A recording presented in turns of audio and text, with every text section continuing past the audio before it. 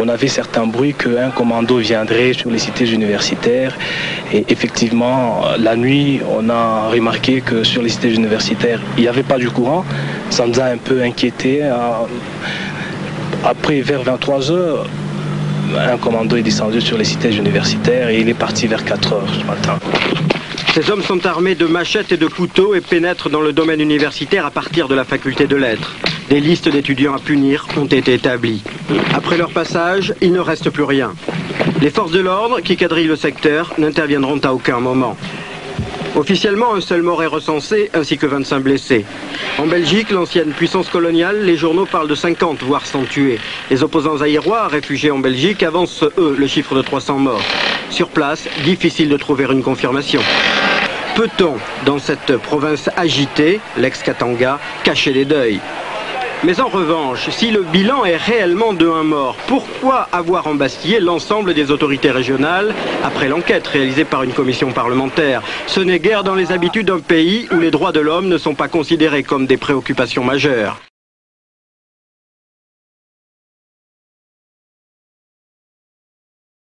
Comme cela a souvent été le cas dans ce pays, les luttes politiques se doublent de tensions entre les ethnies. Des tensions qui sont d'ailleurs maintenant ravivées dans le climat de lutte pour le pouvoir que l'on connaît au Zaïre. Ainsi en est-il, par exemple, de la rivalité entre Étienne Tshisekedi, qui est originaire du Kasaï, et Nguza Karlibon, le Premier ministre actuel, qui est, lui, originaire du Chaba. Une situation qui est résumé dans une formule choc, qui est un vieux proverbe zaïrois, par le gouverneur du Chaba. Quand 2 éléphants se battent, c'est l'herbe qui est piétinée. L'herbe a été sérieusement piétinée à Fungurume, où nos envoyés spéciaux se trouvaient le 3 février. Reportage de Simone Remond. Fungurume, 27 000 habitants, une ville du Chaba située sur la route Lubumbashi-Kolwezi à 80 km au-delà de Likasi, l'ancienne Jadoville. Un nœud ferroviaire important, une zone agricole aussi où l'on vient s'approvisionner. Une ville apparemment paisible, mais toujours sous le coup des événements de la mi-janvier. Le croirait-on, c'est ici que 3 personnes ont été tuées, une 50aine blessées, des maisons incendiées dans des affrontements politico-tribaux entre les Chabiens majoritaires et les Kassaïens, quelques milliers, établis depuis des années dans la région où ils avaient trouvé du travail. Cela avec en toile de fond le combat des chefs, Tshisekedi le Kassaïen, contre Nguza, le Chabien, actuel Premier ministre. Avec les incendies du Chaba, ne vise qu'un seul but. Au premier chef, l'extermination des Balouba. Et s'il a des Balouba autour de lui, comme vous d'ailleurs, c'est simplement pour vous servir de vous et vous opposer avec le restant des Balouba. Parce que Mobutu a toujours dit... C'est-à-dire une ethnie. Oui, voilà, bien, oui. Voilà, épuration ethnique, quoi. Oui. Alors, je dois quand même vous informer que Mobutu a toujours considéré les Balouba comme des sales juifs. Et il a toujours dit qu'il va combattre les Balouba comme Hitler avait combattu le nazisme en 40-45.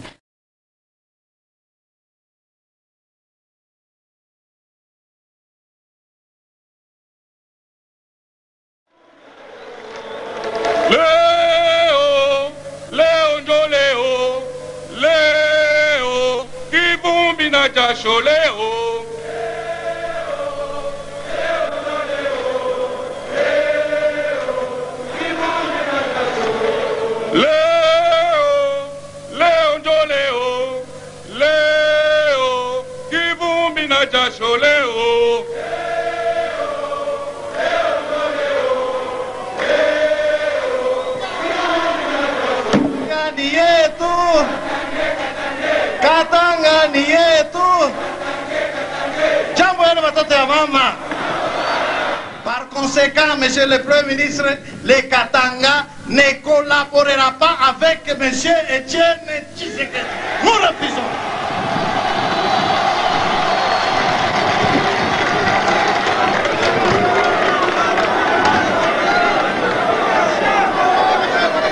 Là, tu la sais pas, tu l'as répété. Etienne Tshisekedi et les siens, ce sont des biloulous. Ibalani, babiloulou.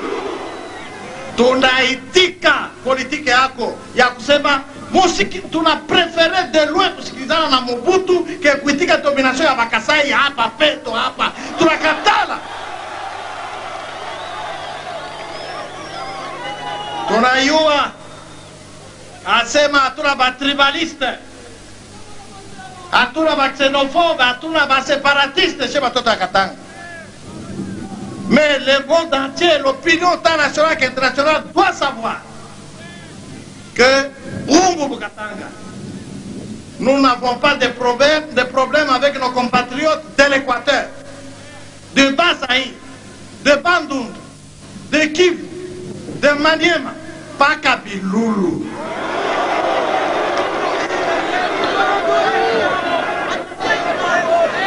Alors, est-ce que Bakatanga n'est pas tribaliste? Est-ce que Bakatanga n'est pas séparatiste? Tunataka ile pancarte inasema hivi, Monsieur le Premier ministre, wende ukaseme kwa Mobutu qu'il y ait une conférence nationale pour trancher ce litige Katangais-Kasaye. Allons à la conférence nationale avant qu'il ne soit trop tard. Tout le monde peut rester ici. Les Katanga demandent que l'autorité suprême de ce pays tranche ce conflit.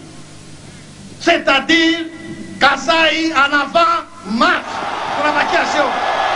Mes compagnons de l'Union sacrée, ils m'ont vilipendé, injurié, calomnié, poignardé. Je leur rendrai aujourd'hui la monnaie de leurs pièces.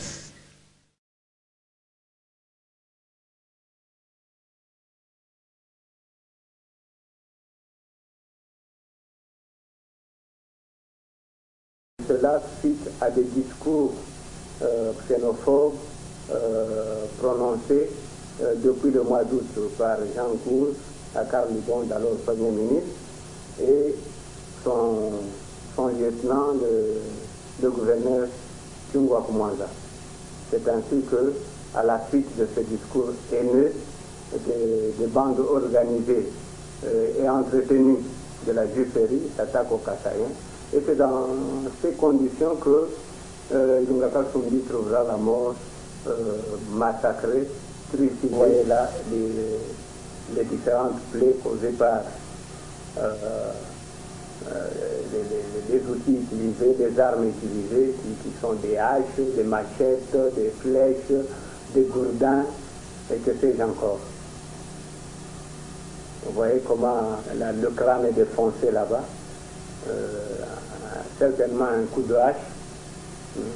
L'œil droit a été crevé.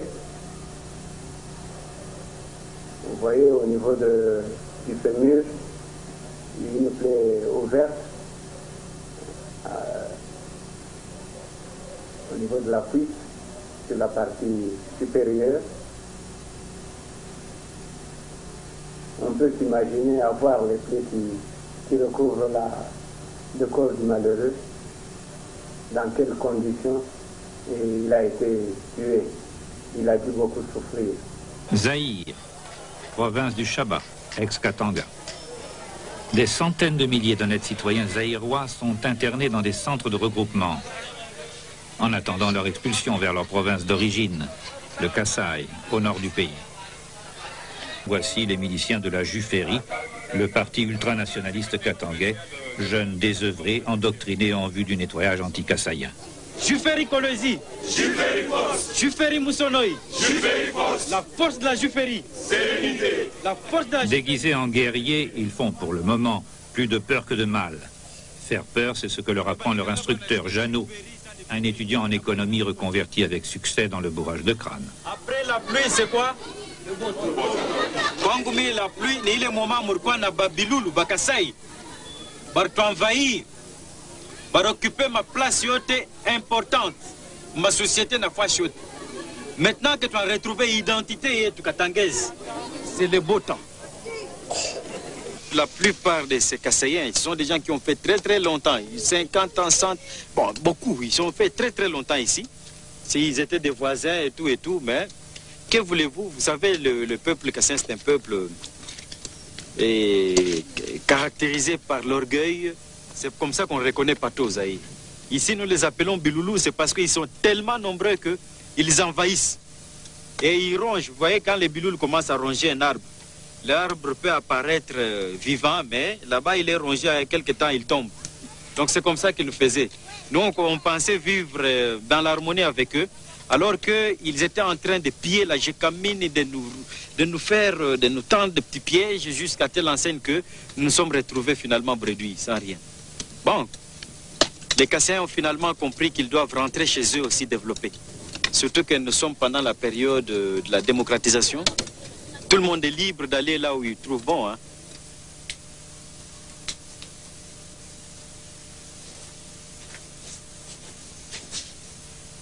Comme beaucoup de Kassaïens aisés, Maître Moussango habitait un appartement agréable dans le centre de Kolwezi. Il en a été expulsé, comme tous les autres.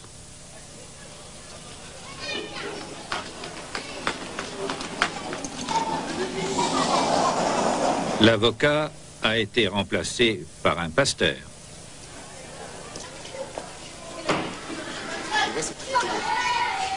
Le révérend Motumba, katangais bien sûr, trouve la maison à son goût. Sa conscience ne lui fait nul reproche.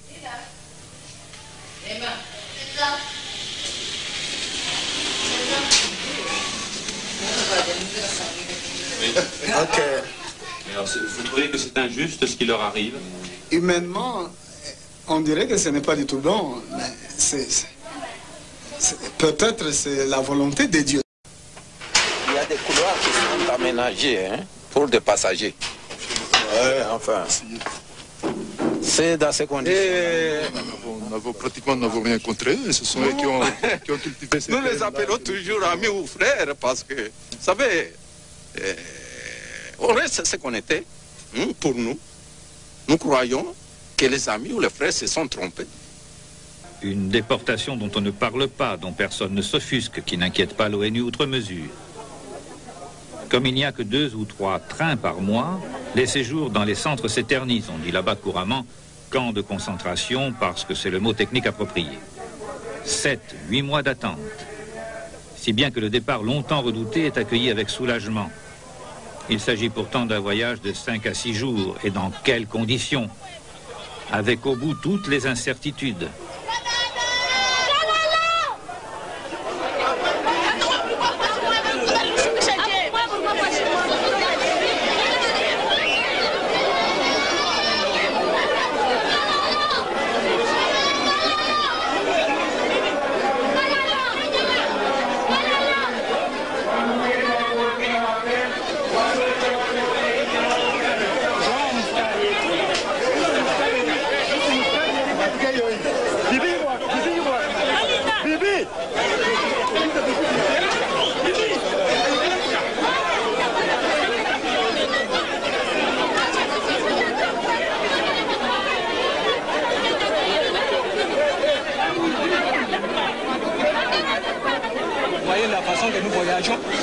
Comme des bêtes, n'est-ce pas? Nous sommes des personnes, mais voyez la façon que nous voyageons.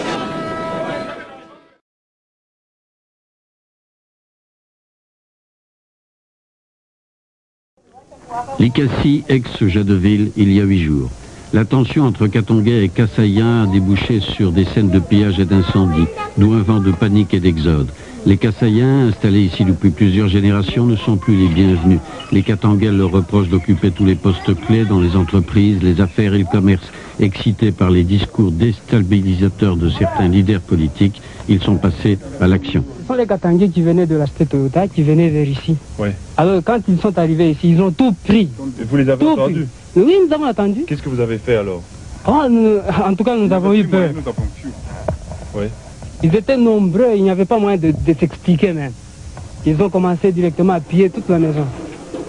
Au moment où ils étaient entrés dans la maison, ils ont trouvé le grand-père qui est ici, ils l'ont fouetté avec ce fouet.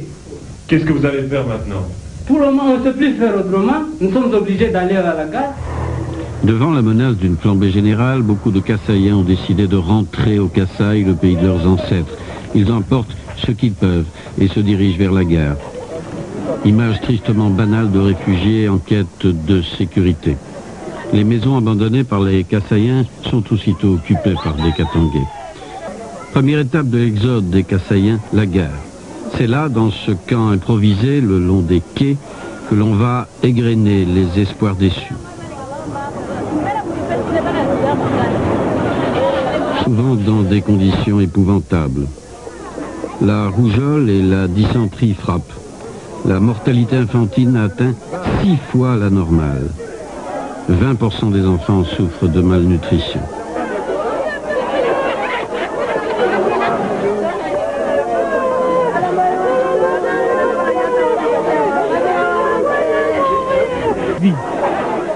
Les Kassaïens qui auront la chance de partir dans ce convoi n'arriveront que 5 ou 6 jours plus tard à Mboujibaï, à la recherche d'une hypothétique famille que leurs grands-parents ont quittée il y a bien longtemps. Les autres, eh bien, ils reprendront l'attente en s'accrochant à de nouveaux espoirs.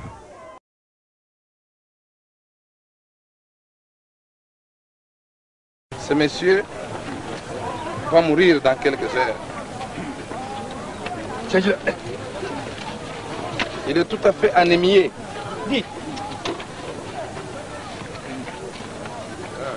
Par manque de bonne alimentation et de soins médicaux.